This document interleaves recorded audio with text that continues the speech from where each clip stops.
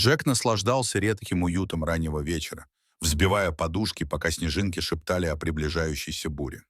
Снаружи было безжалостно холодно, но внутри старик находил утешение в тепле своей постели. Только он собрался устроиться поудобнее, как тишину нарушил звонок в дверь. Вздрогнув, он зашаркал вниз по лестнице, бормоча что-то о неожиданных посетителях в столь поздний час. Открыв дверь, он увидел свою молодую соседку. Ее бледное лицо выражало беспокойство. «Мистер Смит, у вас на заднем дворе кошка. Должно быть, ей холодно», — взволнованно сказала она. Джек, смутившись, кивнул и пообещал проверить. Натянув толстое пальто, шарф и перчатки, он приготовился к пронизывающему холоду.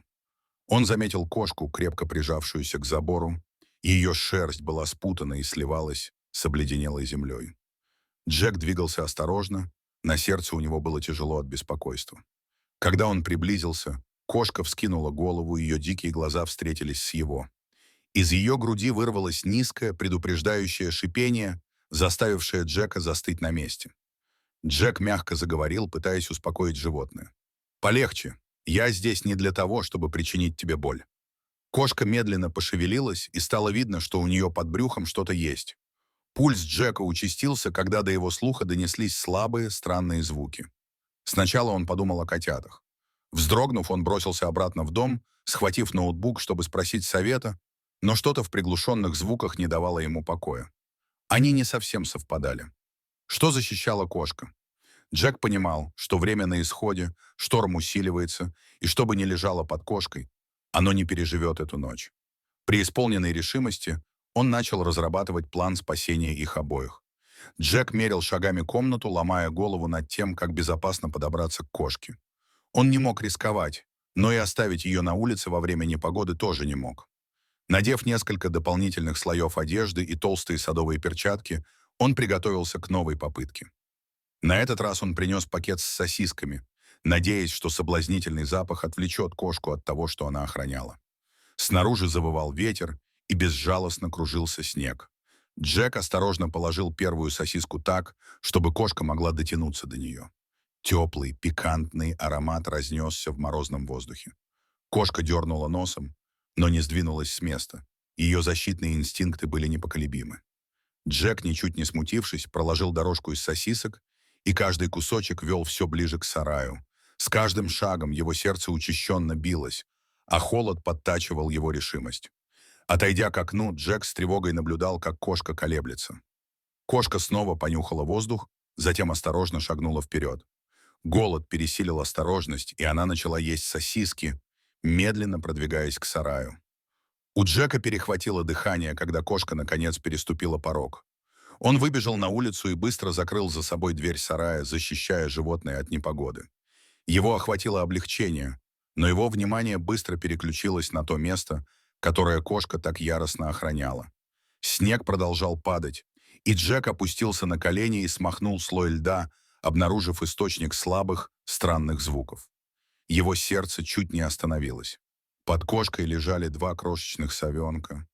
Их пушистые перышки были распушены от холода, а широко раскрытые глаза смотрели на него с молчаливой мольбой. Джек осторожно завернул хрупких созданий в теплое одеяло и поспешил отнести их в дом. Он поместил их в уютную коробку возле камина, где тепло помогло бы им прийти в себя. Но его облегчение было недолгим. Его мысли быстро вернулись к кошке. Она выглядела такой хрупкой, ее тело дрожало от усталости. Джек вернулся в сарай и обнаружил, что кошка лежит на полу. Ее дыхание было поверхностным, а когда-то настороженные глаза полузакрыты. Кошка явно пожертвовала всем, чтобы защитить совят. Сердце Джека сжалось, когда он понял, что животное находится на грани срыва. Он не мог позволить кошке умереть после такой храбрости. Собравшись с силами, Джек поднял хрупкое животное на руки и отнес в тепло своего дома. Внутри Джек осторожно положил кошку возле камина, завернув ее в толстое одеяло. Тепло от огня наполняло комнату, но, казалось, на кошку это не действовало.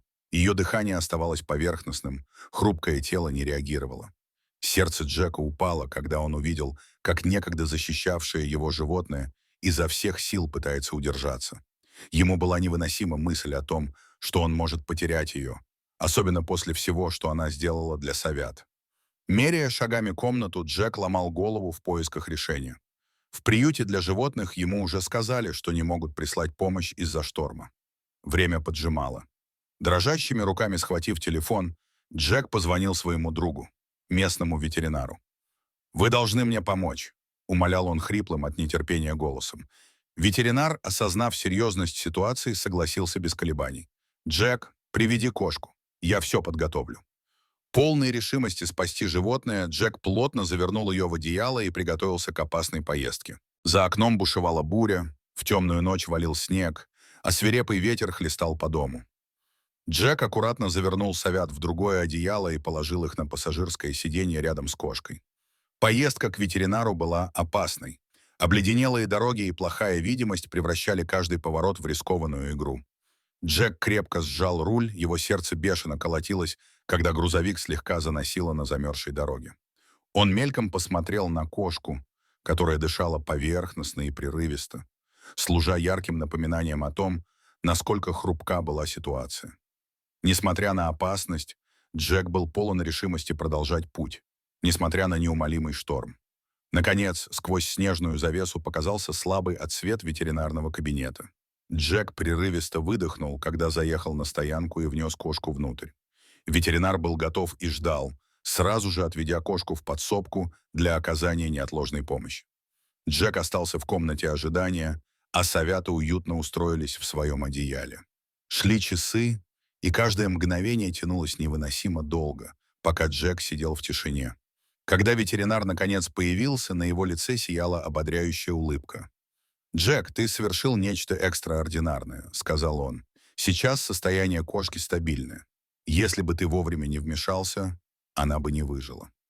Джека охватило облегчение. Его плечи поникли, когда напряжение спало. «Спасибо», — пробормотал он, и в его голосе прозвучала благодарность. Ветеринар объяснил, насколько тяжелым было состояние кошки. Она была истощена и страдала от переохлаждения. Тем не менее, несмотря на свою хрупкость, кошка проявила невероятную стойкость. Джек рассказал ветеринару о защитном поведении совят и кошки, восхищаясь их храбростью. Ветеринар восхищенно кивнул и осмотрел сов, подтвердив, что они хорошо выздоравливают и будут перевезены в заповедник дикой природы. Они получат необходимую заботу, чтобы окрепнуть и в конце концов вернуться в дикую природу. Когда буря за окном утихла, Джек почувствовал, как на него накатывает волна усталости. Он направился домой.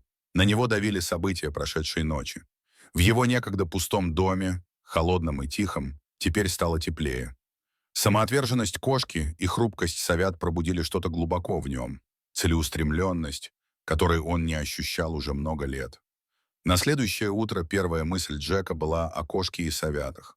Он быстро оделся, желая узнать, как у них дела.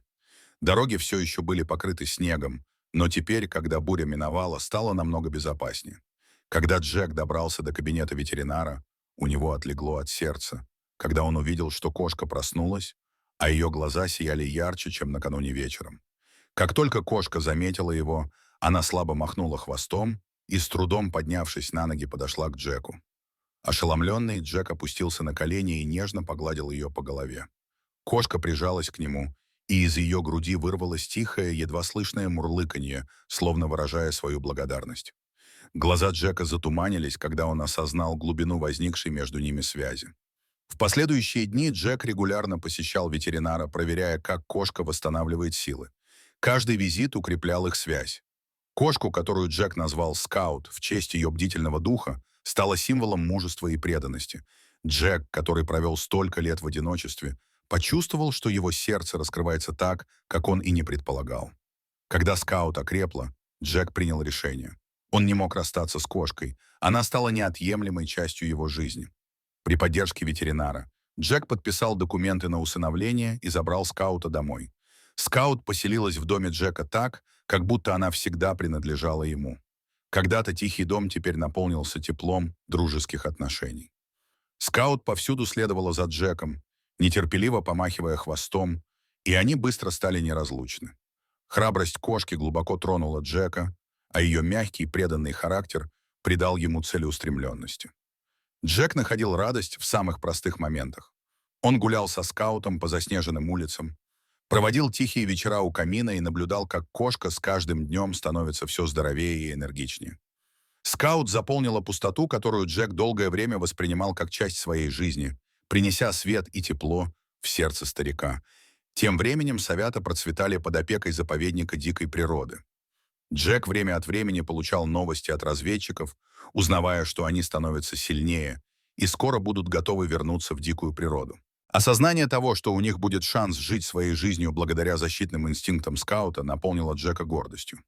Снежная буря, которая когда-то казалась надвигающейся угрозой, принесла в жизнь Джека неожиданные благословения. Это напомнило ему о силе сострадания и красоте установления связей даже в самых неожиданных обстоятельствах. Скаут не только спасла Совет, но и избавила Джека от его изоляции. Шли недели, и связь Джека и Скаута становилась все крепче. Скаут стала больше, чем просто товарищем. Это была семья. Джек, который когда-то неохотно открывал свое сердце, теперь был преисполнен благодарности к кошке, которая, несмотря на шторм, защищала других. Однажды вечером, когда Джек сидел у камина со скаутом, свернувшийся клубочком у его ног, он размышлял о том, как сильно изменилась его жизнь. Шторм был жестоким, но он принес с собой верного друга, новое чувство цели и напоминание о неожиданных радостях жизни. Джек улыбнулся, чувствуя умиротворение, которого не испытывал уже много лет. Скаут пошевелилась, глядя на него доверчивыми глазами, и Джек наклонился, чтобы почесать ее за ушами. «Хорошая девочка, Скаут», — тихо пробормотал он. Хвост кошки шевельнулся по полу. Тихое, но мощное подтверждение их общей связи.